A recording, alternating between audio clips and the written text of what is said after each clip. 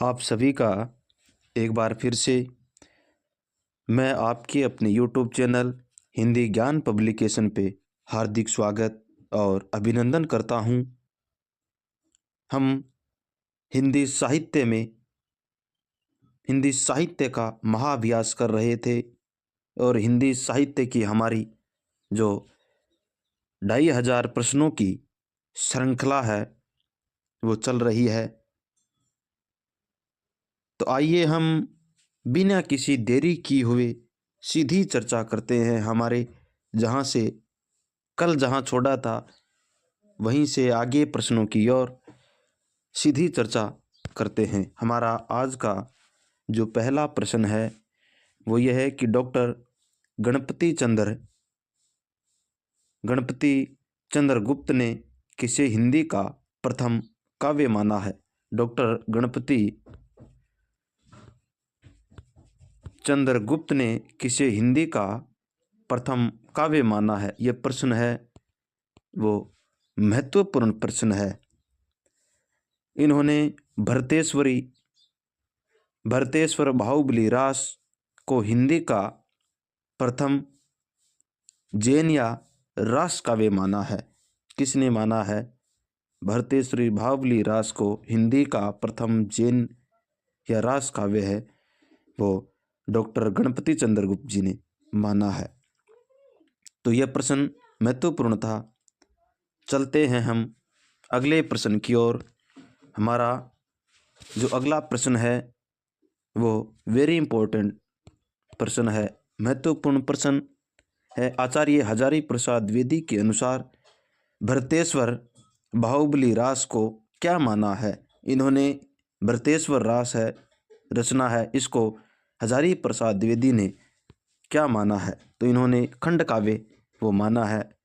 खंड काव्य किसने माना है, ऐसे भी प्रश्न आ सकता है। और किन्होंने माना है। हमारे सामने एग्जाम में किसी भी तरीके से प्रश्न है वो घुमा फिरा के आ सकता है।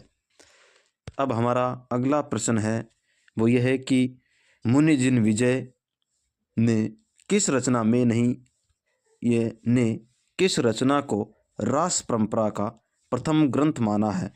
भरतेश्वर बाहुबली रास को ये प्रश्न है, यह महत्वपूर्ण प्रश्न है, वेरी इंपॉर्टेंट प्रश्न है।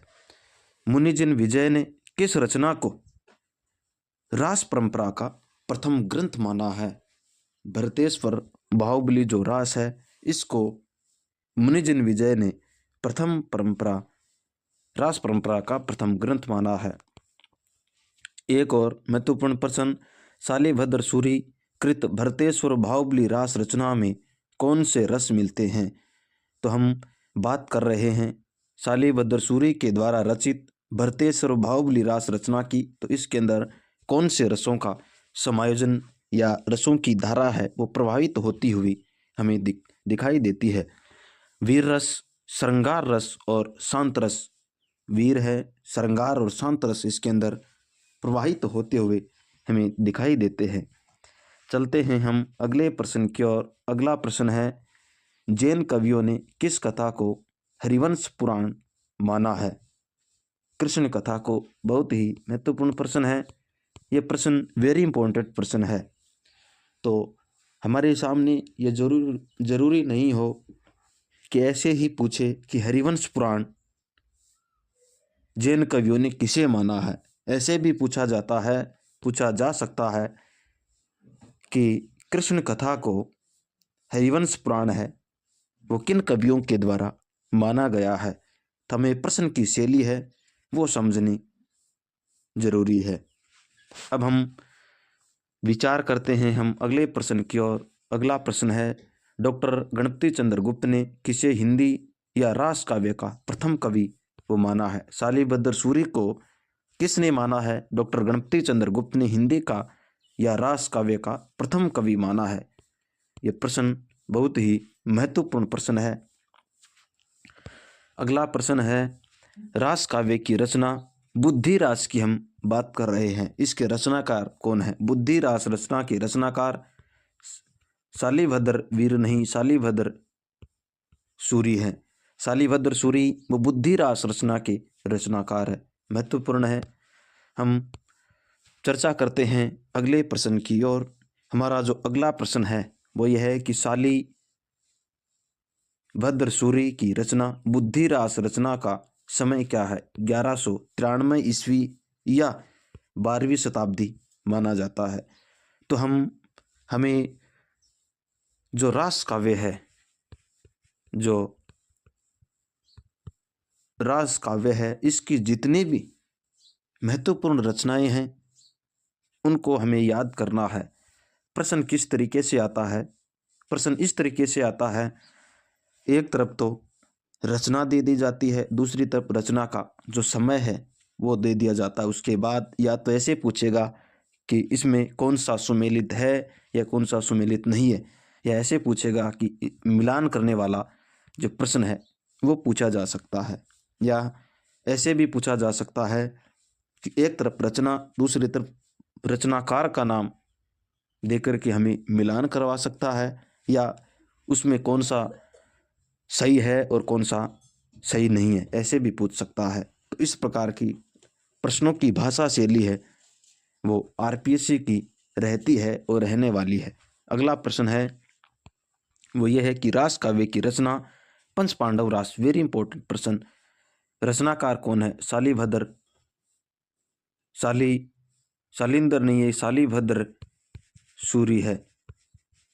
शालीभद्र सूरी पंच पांडव रास रचना के रचनाकार हैं। हमारा एक और अगला प्रश्न जो महत्वपूर्ण है वो है कि शालीभद्र सूरी कृत पंच पांडव रास रचना का रचनाकाल क्या है? रचनाकाल पहले तो हमें पंच पांडव रास रचना है, इसके जो रचनाकार है उसका नाम शालीभद्र सूरी। उसके बाद इसका जो समय है वो महत्वपूर्ण हो जाता है। इसका जो समय है वो 1191 ईस्वी या 12वीं शताब्दी माना जाता है। तो रास काव्य है, इसका समय 12वीं और 13वीं शताब्दी वो देखने को मिलता है। तो हमें ये ध्यान में रहना चाहिए कि सबसे पहले तो जो काव्य शुरू हो रहा है इसका समय क्या है, तो उस समय के अंदर हम रचनाओं को याद कर सकते हैं। अगला प्रश्न है, शालीभद्र सूरी द्वारा रचित पंच पांडव रास रचना में कितने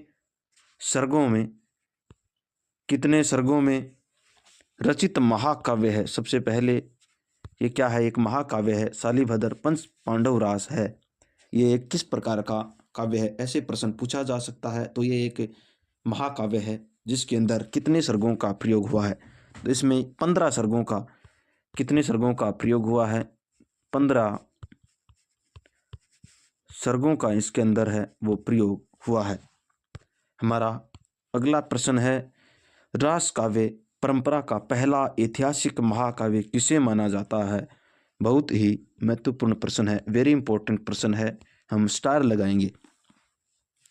रास काव्य परंपरा का जो पहला ऐतिहासिक महाकाव्य है वो कौन सा है? पंच पांडव रास। एक और महत्वपूर्ण प्रश्न हमारे सामने यह रहा, रास काव्य की रचना जिसका नाम पंच पांडव रास है उसका वर्णन विषय क्या है? बहुत ही महत्वपूर्ण प्रश्न है। तो इसका वर्णन विषय है, पांडवों को अहिंसावादी दिखाते हुए मोक्ष का अधिकारी सिद्ध किया गया है।